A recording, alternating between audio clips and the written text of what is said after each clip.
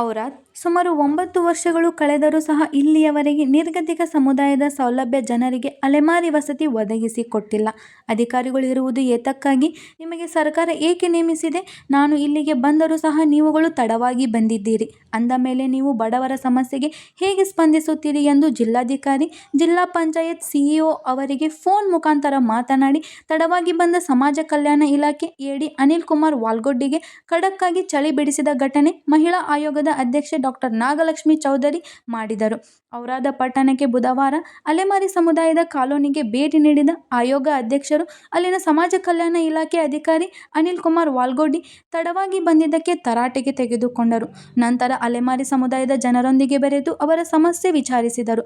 ಅಲೆಮಾರಿ ಸಮುದಾಯದ ಜನರಿಗೆ ನ್ಯಾಯಾಲಯ ವಸತಿ ನೀಡಿ ಎಂದು ಆದೇಶ ಮಾಡಿ 8 ವರ್ಷ ಕಳೆದರೂ ಇಲ್ಲಿಯವರೆಗೆ ಅಧಿಕಾರಿಗಳು ಯಾಕೆ ಕ್ರಮ ಕೈಗೊಂಡಿಲ್ಲ?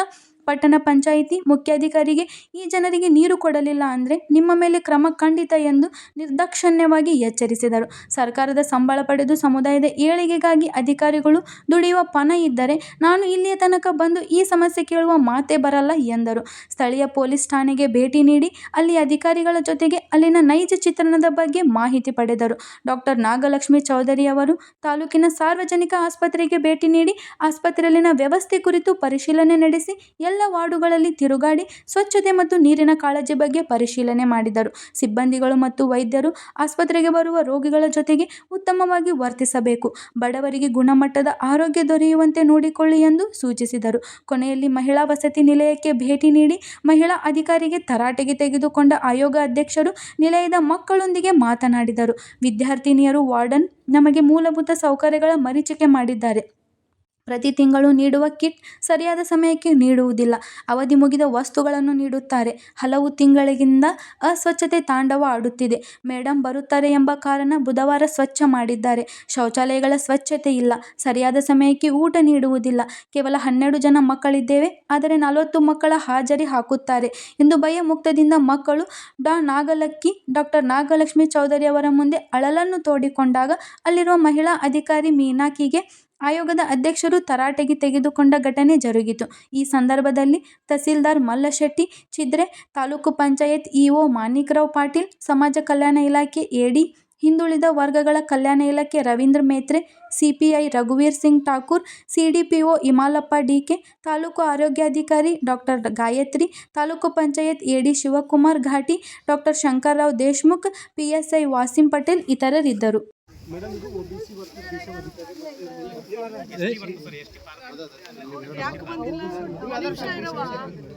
ಯಾಕೆ ಬಂದಿಲ್ಲ?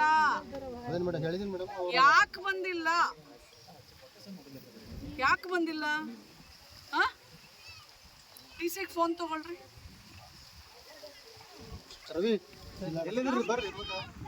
ಯಾರದು? SC ST ಆಫೀಸ್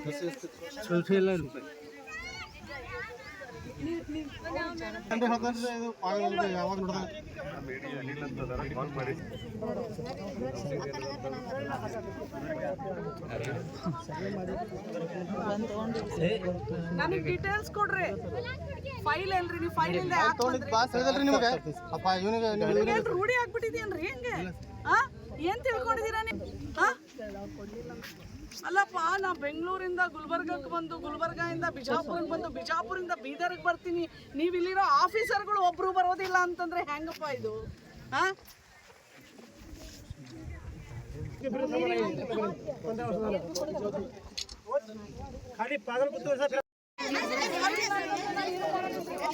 ಮಾತಾಡಬೇಡ್ರಿ ಯಾರು.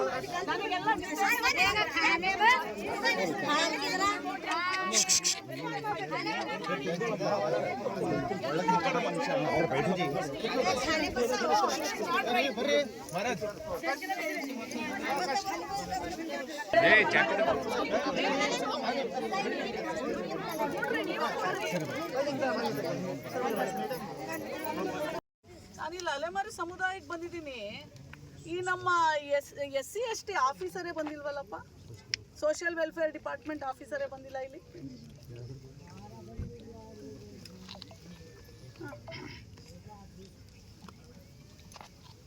ತಹಶೀಲ್ದಾರ್ ಇದ್ದಾರೆ, ತಹಶೀಲ್ದಾರ್ ನನ್ನ ಜೊತೆ ಇದ್ದಾರೆ, ಆಮೇಲೆ BCM ಅವ್ರು ಇದ್ದಾರೆ. ಬಟ್ SC ST ಅವ್ರು ಇರಬೇಕಲ್ಲ, ಸೋಷಿಯಲ್ ವೆಲ್ಫೇರ್ ಅವ್ರು ಇರಬೇಕಲ್ವಾ?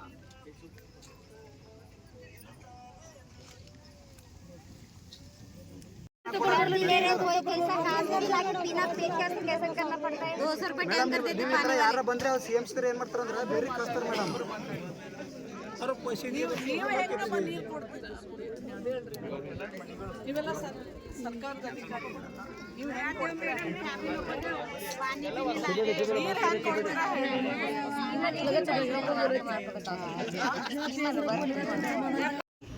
ಔರಾದ್ ಭಾಳ ಹಿಂದುಳಿದಂಥ ಭಾಗ ನಮ್ಮ ಬೀದರ್ ಕ್ಷೇತ್ರದ್ದು. ಹಾಗಾಗಿ ನಮಗೆ ಮಹಿಳಾ ಆಯೋಗಕ್ಕೂ ಸಹ ಹಲವಾರು ಕಂಪ್ಲೇಂಟ್ಸು ಮಹಿಳೆಯರದು. ಎಸ್ಪೆಷಲಿ ನಮ್ಮ ಅಲೆಮಾರಿ ಸಮುದಾಯಗಳಿರುವಂಥ ಜಾಗ ಮಹಿಳೆಯರಿಗೆ 40 ವರ್ಷಗಳಿಂದ ಇದ್ದರೂ ಅವರಿಗೆ ನಿವೇಶನಗಳು ಕೊಟ್ಟಿಲ್ಲ, ಜಾಗಗಳನ್ನು ಕೊಟ್ಟಿಲ್ಲ, ಕುಡಿಯೋ ನೀರಿಲ್ಲ. ಅಲ್ಲಿ ಮಕ್ಕಳ ಪರಿಸ್ಥಿತಿ ಭಾಳ ಕ್ರೂರವಾಗಿದೆ. ಮೊನ್ನೆ ರೀಸೆಂಟಾಗಿ ಆ ಅಲೆಮಾರಿ ಸಮುದಾಯದಲ್ಲಿ ಮಳೆ ಬಂದಾಗ ಒಂದು ಗರ್ಭಿಣಿ ನೀರಲ್ಲಿ ಮುಳುಗಿ ತೇಲಿ ಸತ್ತೋಗ್ತಾಳೆ. ಸೊ ಇದೆಲ್ಲನೂ ಭಾಳ ನನ್ನ ಗಮನಕ್ಕೆ ಇದ್ದಿದ್ದರಿಂದ ನಾನಿವತ್ತು ಔರಾದ್ನ ಅಲೆಮಾರಿ ಸಮುದಾಯಕ್ಕೆ ಸಹ ನಾನು ಭೇಟಿ ಮಾಡಿ ಅವ್ರ ಪರಿಸ್ಥಿತಿಗಳನ್ನು ನೋಡಿದಾಗ ಭಾಳ ಮನಸ್ಸಿಗೆ ಭಾಳ ನೋವಾಯಿತು ನನಗೆ.